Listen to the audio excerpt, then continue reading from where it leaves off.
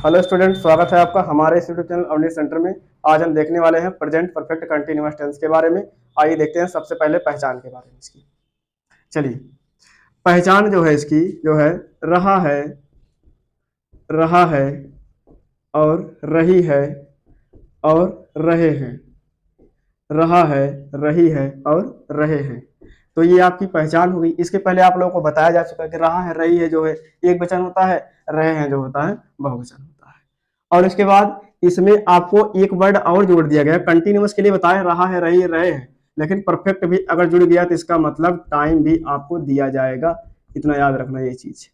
तो इसमें क्या जुड़ेगा और समय रहेगा, यानी प्लस टाइम भी दिया जाएगा। कोई ना कोई समय जरूर रहेगा। जैसे वह पढ़ रहा है तो कब से पढ़ रहा है, वह 2 घंटे से पढ़ रहा है, लेकिन समय जो होंगे दो होंगे, एक निश्चित समय होगा, एक अनिश्चित समय होगा। यानी एक डेफिनेट टाइम होंगे, एक इनडेफिनेट टाइम होंगे।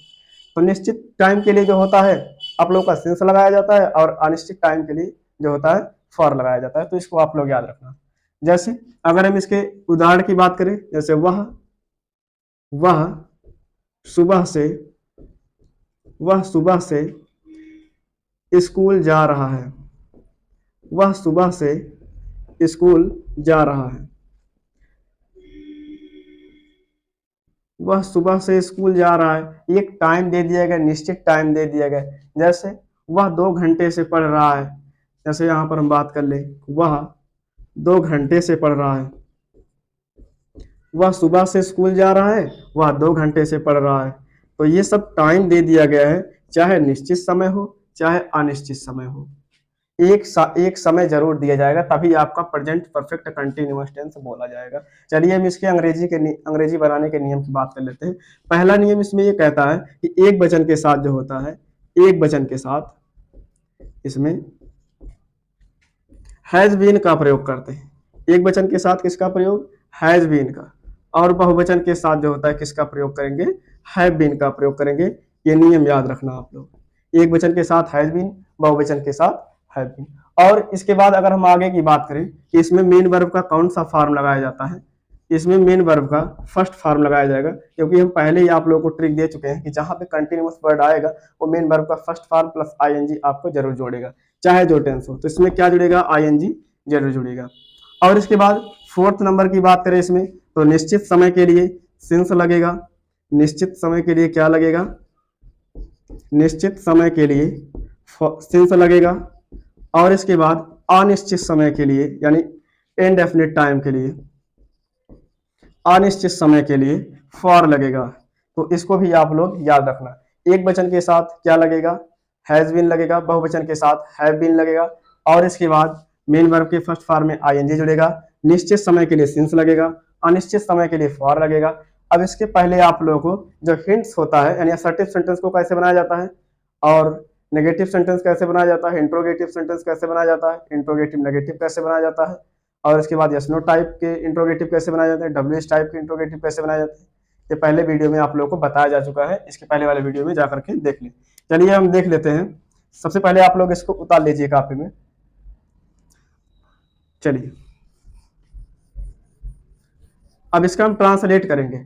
किसी भी इंग्लिश को ट्रांसलेट करने के लिए आप लोगों को हम पहले वाले वीडियो में बता चुके हैं कि केवल आप लोगों को 3 चीजें आवश्यक होती है। सबसे पहले सब्जेक्ट, सब्जेक्ट के बाद यानी जौन सा टाइप है, सबसे पहले सब्जेक्ट देखेंगे। सब्जेक्ट के बाद हमको देखना होता है हेल्पिंग वर्ब क्या लगेगा। हेल्पिंग वर्ब के साथ साथ मेन वर्ब का भी ध्यान देना होता है। फिर लास्ट में हमको चिन्ह का ध्यान देना होता है, ये कौन सा पंक्चुएशन का प्रयोग करें यहाँ पर। जैसे अगर हम बात करें इसमें, सबसे पहले सब्जेक्ट कौन है, तो सब्जेक्ट क्या है, ही है। ही के बाद हमको देखना है लास्ट में रहा है आया, इसका मतलब एक वचन है। शुरू से ही बता रहे हैं कि दोनों एक वचन होता है, और ये क्या होता है, बहुवचन होता है। तो ही आपका एक वचन हो गया। तो एक वचन के साथ क्या लगेगा, इसमें हैज लग जाएगा। और इसके बाद जो है हैज के साथ साथ हमको लास्ट से अंग्रेजी उतारना है, गो। गो यहाँ लगा दिए, गो में आईएनजी जोड़ दिए। गोइंग के बाद यहाँ पर हो जाएगा टू, स्कूल, स्कूल हो गया। और स्कूल के बाद हमको यहां पर टाइम का प्रयोग करना है। टाइम का प्रयोग कैसे करेंगे, जैसे यहां पर से होता है, पीछे से अंग्रेजी उतारना, फ्रॉम माने से। फिर सुबह की अंग्रेजी, सुबह की समय को लिखने से पहले सिंस और फार का प्रयोग कर देंगे। तो सुबह क्या है, एक निश्चित है, यहां पर क्या हो जाएगा, since, since morning, since morning हो जाएगा। और इसके बाद वह 2 घंटे से पढ़ रहा है तो ये हो जाएगा ही, और ही के बाद जो है लग जाएगा यहाँ पर हैज, हैज के बाद पीछे से अंग्रेजी उतार देंगे यहाँ पर, रीड माने पढ़ना, रीड में आपको आईएनजी जोड़ देना है, रीडिंग के बाद से की अंग्रेजी होती है फ्रॉम, फ्रॉम के बाद 2 घंटे, 2 घंटे क्या है, निश्चित है कि अनिश्चित है ये बता दीजिए। 2 घंटे जो होता है ये आप लोग का निश्चित होता है, क्योंकि 60 120 मिनट का जो होता है निश्चित टाइम होता है, तो इसमें क्या हो जाएगा 2, यानी यहाँ पर क्या हो जाएगा सिंस 2 हावर्स, सिंस 2 हावर्स,